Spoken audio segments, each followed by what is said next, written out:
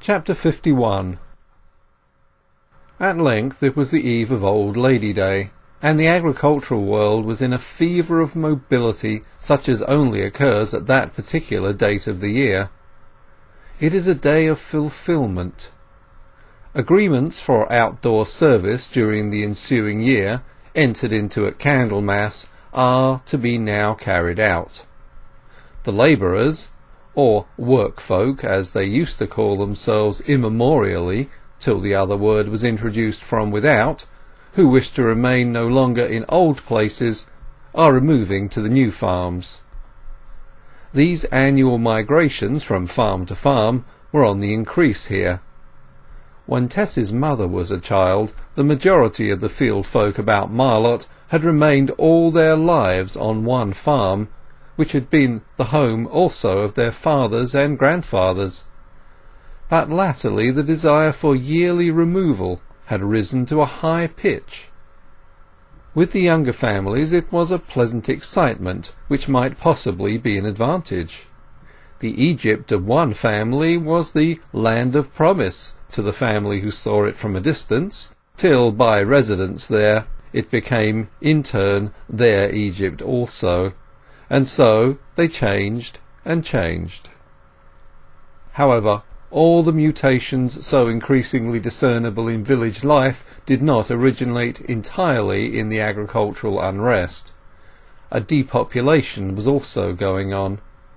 The village had formerly contained, side by side with the agricultural labourers, an interesting and better informed class, ranking distinctly above the former, the class to which Tess's father and mother had belonged, and including the carpenter, the smith, the shoemaker, the huckster, together with nondescript workers other than farm labourers, a set of people who owed a certain stability of aim and conduct to the fact of their being life-holders, like Tess's father, or copyholders, or occasionally small freeholders. But as the long holdings fell in, they were seldom again let to similar tenants, and were mostly pulled down, if not absolutely required by the farmer for his hands. Cottagers who were not directly employed on the land were looked upon with disfavour, and the banishment of some starved the trade of others, who were thus obliged to follow. These families, who had formed the backbone of the village life in the past, who were the depositories of the village traditions, had to seek refuge in the large centres. The process, humorously designated by statisticians as the tendency of the rural population towards the large towns, being really the tendency of water to flow uphill when forced by machinery. The cottage accommodation at Marlott having been in this manner considerably curtailed by demolitions, every house which remained standing was required by the agriculturalist for his workpeople. Ever since the occurrence of the event which had cast such a shadow over Tess's life, the d'Urberville family, whose descent was not credited, had been tacitly looked upon as one which would have to go when their lease ended, if only in the interests of morality. It was indeed quite true that the household had not been shining examples either of temperance, soberness, or chastity. The father, and even the mother, had got drunk at times, the younger children seldom had gone to church, and the eldest daughter had made queer unions. By some means the village had to be kept pure, so on this, the first Lady Day on which the Durbeyfields were expendable, the house, being roomy, was required for a carter with a large family, and Widow Joan, her daughters Tess and 'Liza Lu, the boy Abraham, and the younger children had to go elsewhere. On the evening preceding their removal it was getting dark betimes by reason of a drizzling rain which blurred the sky. As it was the last night they would spend in the village which had been their home and birthplace, Mrs. Durbeyfield, 'Liza Lu, and Abraham had gone out to bid some friends good-bye, and Tess was keeping house till they should return. She was kneeling in the window bench, her face close to the casement, where an outer pane of rainwater was sliding down the inner pane of glass. Her eyes rested on the web of a spider, probably starved long ago, which had been mistakenly placed on a corner where no flies ever came, and shivered in the slight draught through the casement. Tess was reflecting on the position of the household in which she perceived her own evil influence. Had she not come home, her mother and the children might probably have been allowed to stay on as weekly tenants. But she had been observed almost immediately on her return by some people of scrupulous character and great influence. They had seen her idling in the churchyard, restoring as well as she could with a little trowel a baby's obliterated grave. By this means they had found that she was living here again.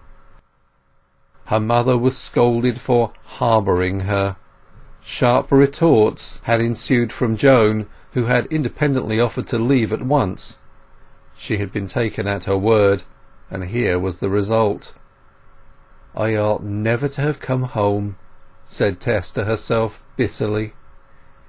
She was so intent upon these thoughts that she had hardly at first took note of a man in a white mackintosh whom she saw riding down the street.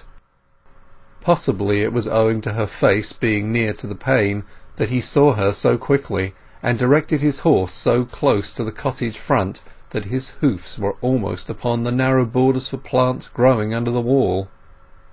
It was not till he touched the window with his riding crop that she observed him. The rain had nearly ceased, and she opened the casement in obedience to his gesture. "Didn't you see me?" asked d'Urberville. "I was not attending," she said. "I heard you, I believe, though I fancied it was a carriage and horses. I was in a sort of dream." "Ah, you heard the d'Urberville coach, perhaps? You know the legend, I suppose?" "No. Somebody was going to tell it to me once, but didn't." "If you are a genuine d'Urberville, I ought not to tell you either, I suppose. As for me, I'm a sham one, so it doesn't matter. It is rather dismal. It is that this sound of a non-existent coach can only be heard by one of d'Urberville blood, and it is held to be of ill omen to the one who hears it. It has to do with a murder committed by one of the family centuries ago." "Now you have begun it, finish it." "Very well. One of the family is said to have abducted some beautiful woman who tried to escape from the coach in which he was carrying her off, and in the struggle he killed her, or she killed him, I forget which. Such is one version of the tale. I see that your tubs and buckets are packed. Going away, aren't you?" "Yes, tomorrow, Old Lady Day." "I heard you were, but I could hardly believe it. It seems so sudden. Why is it?" "Father's was the last life on the property, and when that dropped we had no further right to stay, though we might perhaps have stayed as weekly tenants, if it had not been for me." "What about you?" "I'm not a proper woman." D'Urberville's face flushed. "What a blasted shame! Miserable snobs! May their dirty souls be burnt to cinders!" he exclaimed in tones of ironic resentment. "That's why you're going, is it? Turned out?" "We are not turned out exactly, but as they said we should have to go soon. It was best to go now everybody was moving, because there are better chances." "Where are you going to?" "Kingsbere. We have taken rooms there. Mother is so foolish about father's people that she will go there." "But your mother's family are not fit for lodgings, and in a little hole of a town like that. Now, why not come to my garden house at Trantridge? There are hardly any poultry now since my mother's death, but there's the house, as you know it, and the garden. It can be whitewashed in a day, and your mother can live there quite comfortably, and I will put the children to a good school. Really, I ought to do something for you."